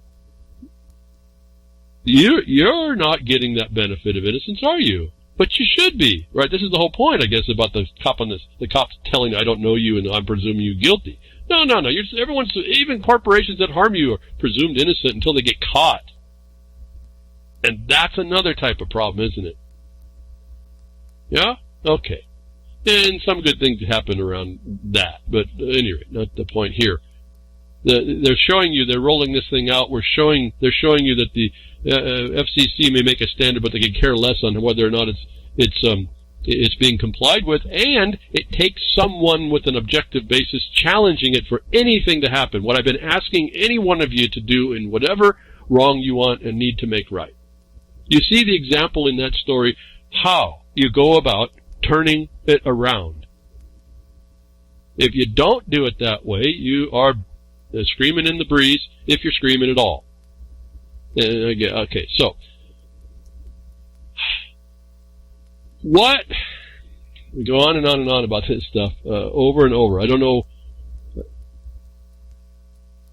What is it now? The cops are out on the highway. They will stop you. You don't have a word in your mouth. They vilify you. They trump up charges. You're going to go to jail. You got to do like last week. The guy has to do it just right. And good for him that he did. But we notice we can learn from his experience. You have to change the dialogue. And that I've told you it's important that you take some control without force over the dynamic when you're dealing with a cop. As I say and repeatedly add on to anything I say, you go out and enjoy your right of ingress and egress, and you could be facing death at the hands of a cop. I've got a little link for you to a YouTube. Cops are the 6th top cause for death of young United States men. In fact, they're listed right at the bottom of what I would consider to be health alerts, health crises in the United States of America.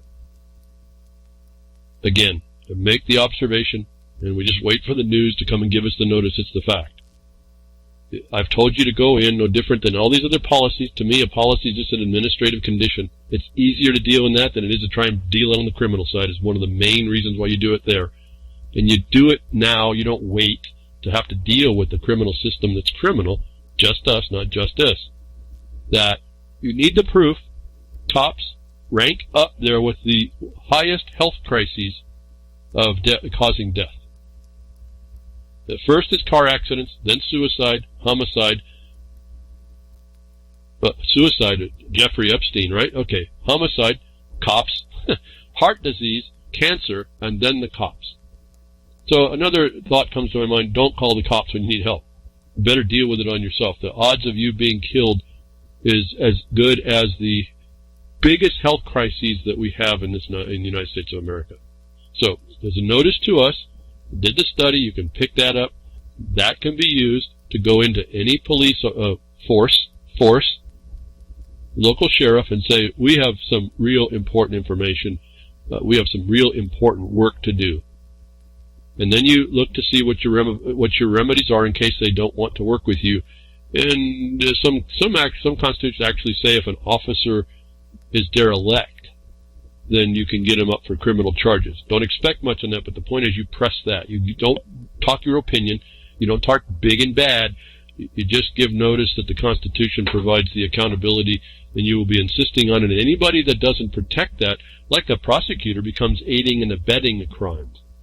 And so you start to learn to speak a little more refined, a little more succinct, no opinions, right out of the black and white, and you bring up before, if you want to work, you can't stop cancer, you can't stop heart disease, you can't stop a suicide, you can't stop car accidents, but you can stop the police, or you can work to stop the police from killing you.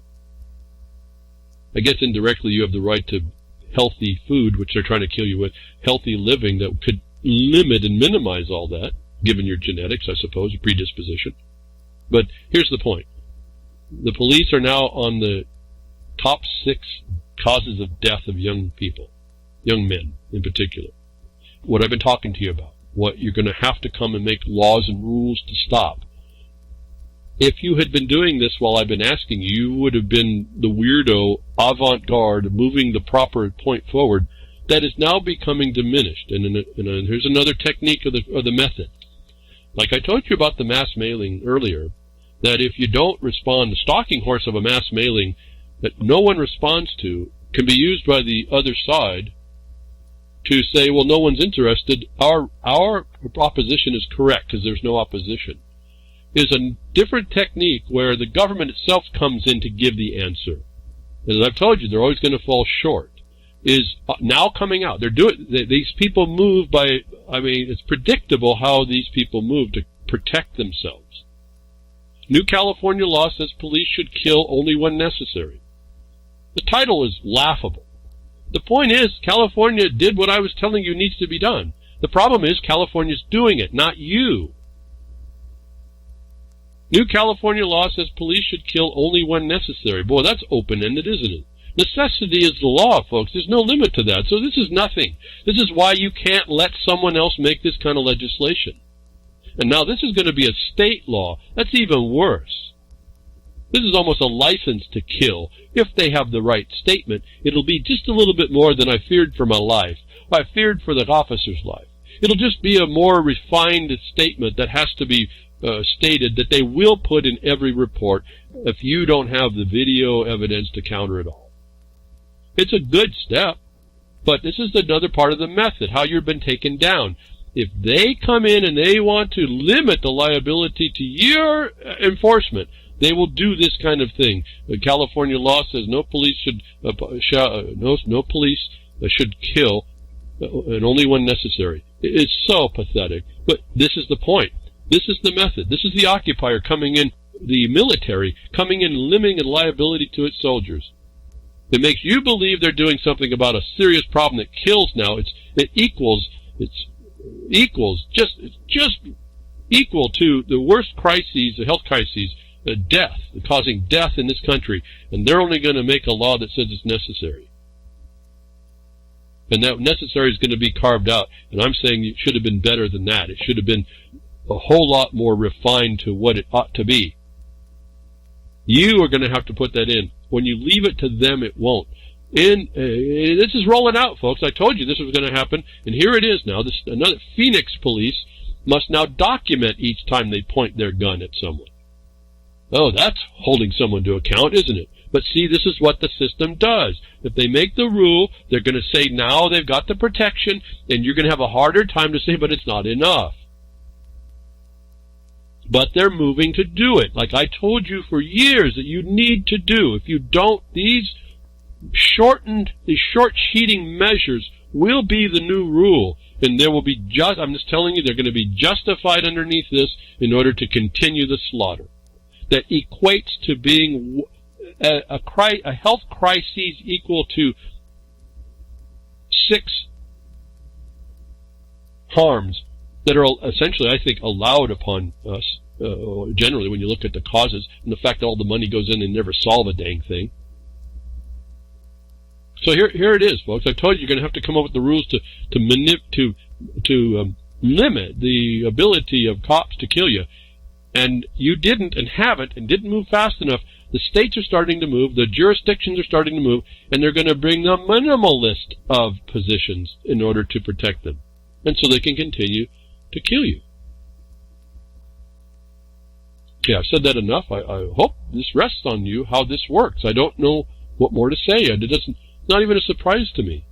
In a way, I'm surprised to see it in the news. Here it is again. I can't believe how easy this is, how easy this game is being played against you, how well and easily they exploit us. You don't really appreciate maybe what the protocols actually were telling us. For those of you that have read it even. Because if you read it, you probably would be as deeply affected as I was. I can't believe that you can't, but I can't impose that upon you either. All I know is that because of how it affected me, I look at the world a whole lot different. It didn't make me bad. It didn't make me hate everybody. It didn't make an enemy of everybody. Well, I actually feel sorry for lots of stuff, but it's a sad sorry. You know, it's not something that I feel sorry like I want to feel sorry. It's something that there's a bad in the world, and we're just not the people that we think we are to step up and stop it. And there's every opportunity to do that. And so looking at how people, I'm told, we are exploited and not even know the limit, just know that's the start of it. I can predict this stuff to you over years, and to watch this stuff come on us is just like, holy smokes. Where is everybody? Pre-crime nation. Coming to a nation near you. College student arrested, stripped of firearms for posting social media meme. Okay, I keep telling you it's pre-crime nation. You're going to allow it because you're not limiting this. You're not going out and advocating in the proper way how to not make it happen. 22-year-old Connecticut resident Brandon Wagshaw was arrested on Friday for posting a meme on social media that authorities claim indicated he showed an interest in committing a mass shooting. Let me just stop all there. There's a lot to say here, and I'd be a lot outside of my element in a way to talk about it too. I don't know about Connecticut. I don't know anything. I know that there's this red flag thing. It's becoming an issue. I've offered how you respond to that. But when you look in the first paragraph, and I know this is media reporting this, but if authorities only claimed an indication and an interest, that does not rise to probable cause. When you read the story, not only was this kid picked up, 22-year-old kid, picked up, in other words, he's an adult, but he's been picked up as a kid, and he's been thrown in. You notice when you read the story, his father's guns were taken. Now, I read a whole bunch of violations going on. That if you assert rights against the failure of due process, you will start to be able to make a list from this story for those of you that are interested. You will be able to make a list of all the harms, the due process to every party that was affected, the failure of due process before it got here. In other words, there was no actual due process when it went to a hearing to get the red flag, that you're supposed to be presumed innocent. That's a presumption. That they're supposed to then be able to refute the presumption, but that's supposed to be in a judicial sense. They can't relegate your rights to administrative judicial, which they do. And that's where you attack it. Before, not after you're involved. And the ramifications are, a third party got harmed. Why? You can start now proving this is all wrong, if you want to challenge it. They've now put a term, this red flag. Someone gets to indicate an interest in doing something, and that's now sufficient? Well, it is. And it is as long as we keep hearing these stories, these reports. This was probably there's been a couple of these stories out that I looked at them and said, well, good, there's some elements here you can attack for the failures that they are. This one was even bigger because it actually incorporates a couple more aspects and a third party. Happened to be the father's guns were taken. Where was the father in the hearing that presumed they had the right to take? Remember that takings clause, that take the guns and the right, the appurtenant right. Then the appurtenant rights. See, all this comes with the The right of due process comes with all this.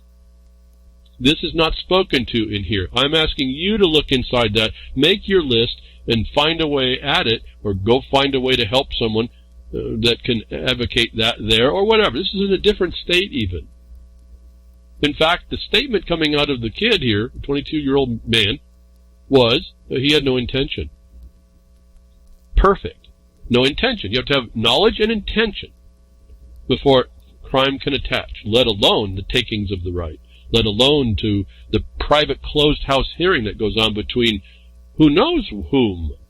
These are all third parties to the right, the property and the right, that are determining your stuff is a felony and extortion, and the judge allowed it here. That's another aspect of this that can be delineated. And there's nothing here I've told you that's new, that I repeat ever. I think it's every week I can come up with anything can be put back into this package and begin the process of stopping this nonsense that everyone will agree is unconstitutional and all, whatever you call it, and continues anyway. Anyway, I mean, it starts with the First Amendment violation as well. I mean, we don't even get to the guns here at some level. But anyway, you got to go look and base. The first paragraph told me all I needed to know. I'll just take it, accept it, the way even the press stated. I'll say authorities claimed indicates, and an interest. Okay, it's not anything. And then you see that this kid got involved. He's sucked up. His father's guns were stolen, and the court now takes jurisdiction, and the judge allowed all that. Can't be that judge is in the law. The judge should have laughed at this, even pursuant to a red flag provision, because the judge is supposed to determine whether or not they can do it that way. Now, you will have to analyze how that was supposed to be done, to analyze that the so-called judge didn't do the law.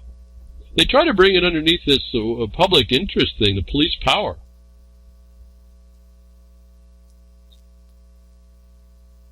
Just dive into that, folks. You'll see that there's no element that they can attach to this, to that kid. We look past all this stuff before, folks. You don't come in after they've dealt with him. You have to jump before this got started and delineate all the violations that happened consequent to the failure to provide adequate and meaningful due process. If you don't understand how the administrative function of this works, right in line. I've said that they win on both sides because we don't step in on either side.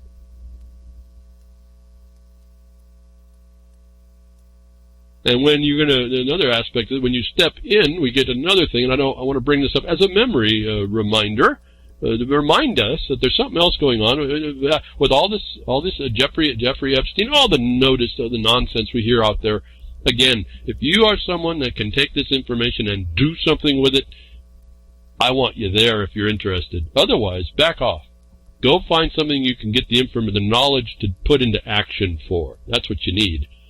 Seth Rich shows us now about the dynamic in the government and what you're up against with that. And Seth Rich needs to be remembered here that there's glaring incongruities in how this works, and we get evidence of that right up front. Seth Rich murder update. FBI claims they didn't investigate, but the NSA claims can't disclose files due to matters of national security. I found fascinating. This is a big, rich wad of something to be torn down. The FBI claims they didn't investigate a murder that appears to be national security related, and they did that through FOIAs, folks. This is how, again, one of your tools. What we're doing here is we're exposing the fallacy of the government protecting you or even national security. Why I focused on it. I've told you have to defeat the national security excuse. Here's how you start to do it. You take this and parse this story out, and you show that it's not Social Security. That's an excuse. Again, I see all these words to read. You have to be involved in this to follow it. There's people on Twitter that know about the backside of this thing. Yeah, the backside's behind the woodshed. That predicted all of this. That know about this. And the FBI has less information on it than those people can't be national security interests. The NSA is using it as a felony to block information. Which I would say you have probable cause to believe is the government committing felonies. Treason. Why? Because the Mueller thing is attached here, the Russian thing, the election thing, the whole nonsense, noise, psyop around Russia is tied into all this. And likely lots of people with Epstein, if those of you want to get interested there, but that's not the focus. The same thing they're vilifying Julian Assange over, who has a publisher who isn't now determined in law to be a publisher and had the right to do what he did, notwithstanding what you hear the federal government do. In the face of this national security challenge that they're putting against Assange, the FBI didn't think this was a national security issue.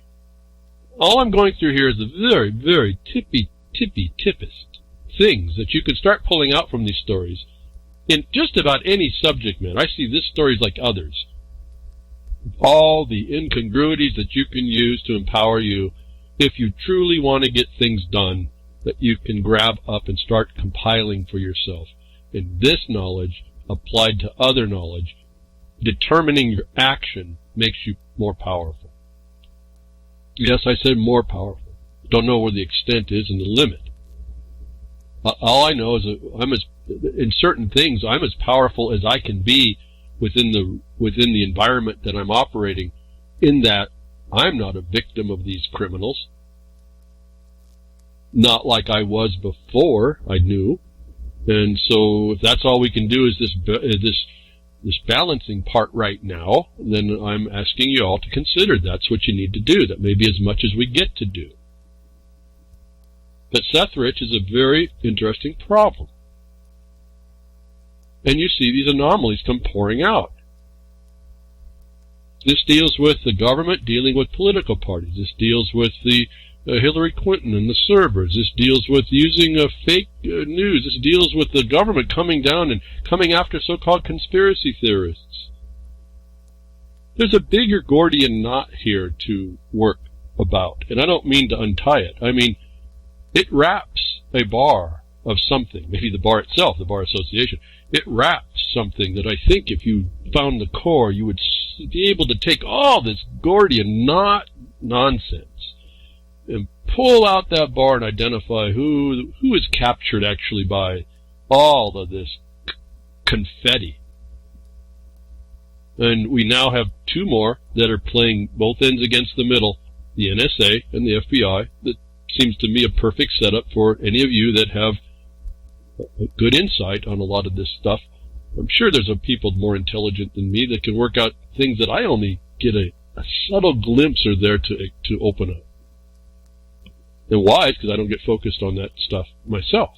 Again, I can only keep track of so much. I'm not a knowledge collector for the sake of knowledge collecting. I really am reduced to only being able to collect up what I can use. That's why I keep telling you, don't try to make it perfect what you think you do. Just jump in on something and do as best as you can. You'll teach yourself and be taught pretty quickly. And then only to the limit. It's not so overwhelming. Partly why I hesitate about the Sovereign to SERF, when I know what's in there that's being alluded to that isn't even being touched. And I know that there's a confusion around it. So I hesitate because it's easy to get overwhelmed and you walk away from it on a very serious subject matter. It's also easy to engage it and just want to agree because it is so complicated. You think that's good enough, and it's really not. It's okay, but there's certain things that really need to be understood more. So in this national security environment we live in, let's use it as the whitewash for everything in the world. This little story came by that caught my interest a bit. But really, along the same lines I keep telling you about the military consequence. It's home, it's coming to roost. Not that we even haven't heard about some of this stuff before, but this is not to be taken lightly in a way. And it caused me a maybe inconsequential second question, is whether or not the this story is actually telegraphing another thing relative to some activity that's not being talked about that maybe people local to North Carolina know.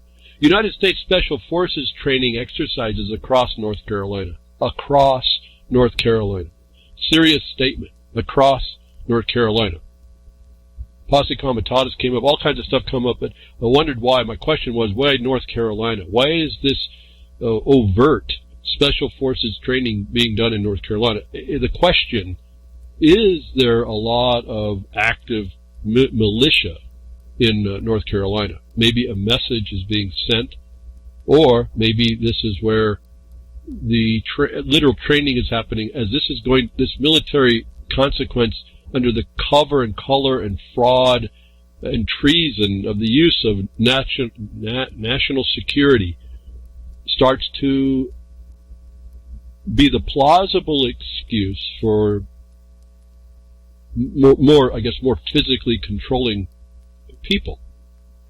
Now, I don't know, it's going to take a long, long, long time. Although, in the last 20 years it's been pretty astonishing. At light speed, almost, it seems. Predictable as it is, but light speed nonetheless.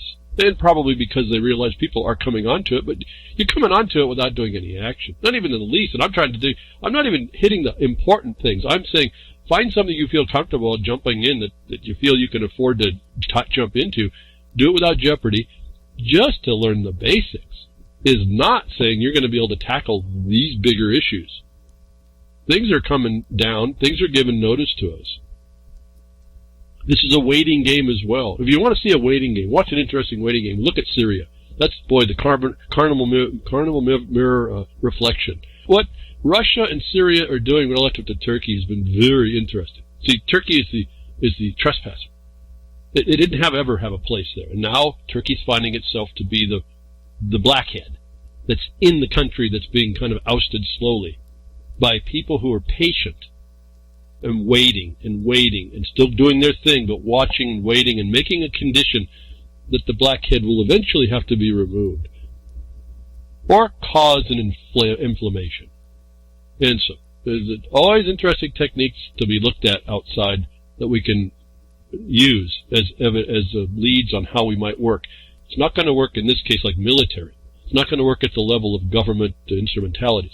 It works that those things reflect in us like a fractal, that we have the same capacities, but in a more confined place. And I don't mean that in a confining constriction. I mean that's in us. And we can only work through the networks or the area that we have access to. So, another reflection that they're not bashful to move the military in a special forces exercise into an entire state, folks. If we didn't have all those other city-by-city infiltrations. Now this is a whole state. If you hope you see that. And I'm getting a note here that Rod Class lives in North Carolina. Okay, he's another guy. Rod Class is a special case, I guess. He has a thing he knows. But I would ask you to look at all the actual success he has and really look at the stuff that he digs up, not as the stuff he researches, but more in the application. I feel he has a big blind spot to administrative processes or judicial processes, but that's up to everyone to decide. I do not study his stuff, and I looked at it, and I waved off of it pretty quickly. He's in North Carolina. Well, that might be, another coincidence that has a meaning. My observation was, why would they do it in that state? Could have been any state. They've done other things in other states. Why would they drop in on the whole state in North Carolina if it's not to send a message? And I'm saying to those people there, be careful. Look what's going on. Maybe don't stand up so bright because you're so tough about this. Start understanding what's going on. There's a bigger dynamic running, and it's going to go countrywide. You're going to have to be a lot more tactical about how we address what we're up against. It may not, as I said, we have to make unorthodox type actions, and that doesn't mean more bodacious actions. It means you literally are looking to be more invisible to what's going on, so that you get to go do things and continue to do things. The people that we're up against are doing things transparent to us. You have to get the eyes to see transparent things. You won't do it by presuming you think you know about all that you think you know. In fact, there was another thing came on about, I don't know, I guess I'll get off the point, but I won't say it. We tend to think that we're making action, and these things that are decided that look to be correct could be setups for the takedown. And that's what I'm concerned in the second step. It can be defeated if you're aware of the setup. It's like knowing the magic trick. And then you're just waiting for the trigger. But anyway, so do I have enough time on this? Real quickly.